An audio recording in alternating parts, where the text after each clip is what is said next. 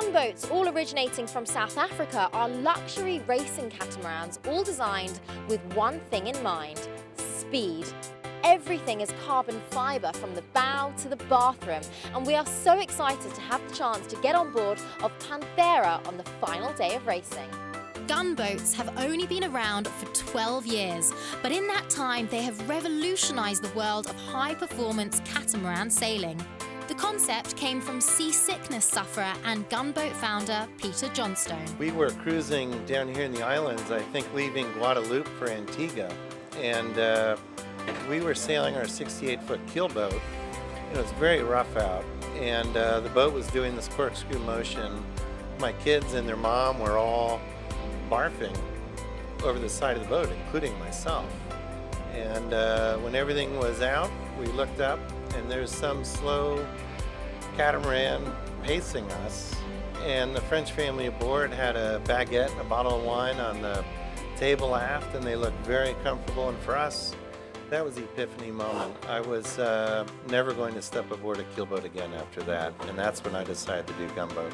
The thing about catamarans is that, and you'll see when we get out there on the course, is I can leave my coffee sitting here while we're racing, and you can't do that on a keelboat. What these boats offer is safety, speed, and comfort. The boats weigh about 1/4 of a typical cruising catamaran.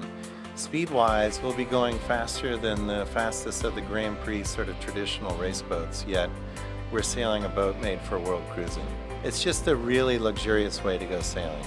It's a unique experience, and in wind, I think like we're going to have today, when you start to feel one of the hulls lift, there's nothing like it. The name Gunboat, what does that derive from? Why Gunboat?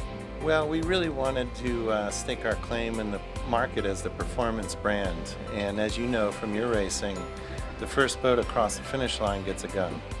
This will be the first time that Tom, owner of Panthera, will be taking the racing wheel on his own as he tries to improve on 2 consecutive 4th place finishes.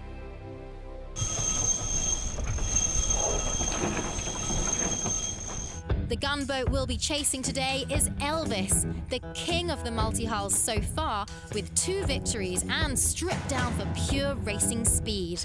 But we've still got a few tricks up our sleeve for the all-important start. 7, right here. 9, 8, 7, 6, trim main, 5, trim main, 3, 2, trim. Apparently, near misses are an occupational hazard. No! Hold it to the right. Hold it over here. Crisis averted, and the crew are delighted with their start. That was a professional start. Weight is a very important factor in sailing, and we're actually helping out in this component by adjusting our body weight to the top of the boat. So when the boat heels over, we'll make sure it's on the optimal angle to generate that speed. We're headhunting on a couple of boats, and we definitely want to get out on the podium.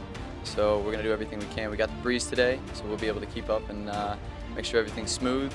We've just made a turn around the windward marker and got ourselves out of rather a sticky situation with congestion from around 20 other boats, including monohulls from the larger CSA1 category, all taking the marker at exactly the same time.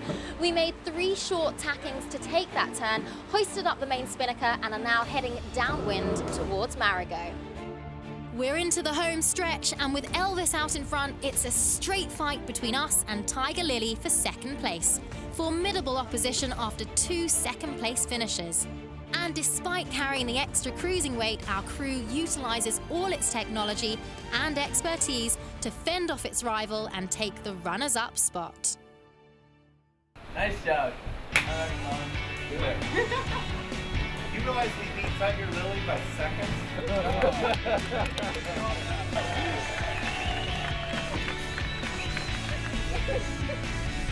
Oh yeah, the move.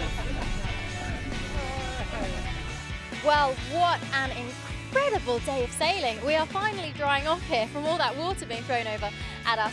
Tell me, how was that race for you? Oh, it's fantastic.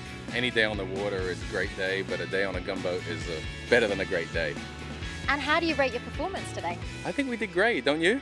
Absolutely, and we were a heavier boat than some of the others, but we actually finished second. That's pretty great. We made up a lot of time. We had a great tactician here in Pete, and we got a wonderful start. And I think in the middle of the race, we really did a great job. Tom was braced under pressure, and there was a lot of that. There was a lot of traffic. There was a lot of crossings with other boats. The crew were extraordinary. There were a few hairy moments there. Any points where you were particularly worried? Races are made on less mistakes rather than no mistakes. So, you know, we had a couple of mistakes, and we made up for them really well. We had the piece of equipment fail, and the spinnaker dropped in the water. They had the spinnaker back on board in literally seconds. So we got second place by 45 seconds over the third place. The recovery was really extraordinary.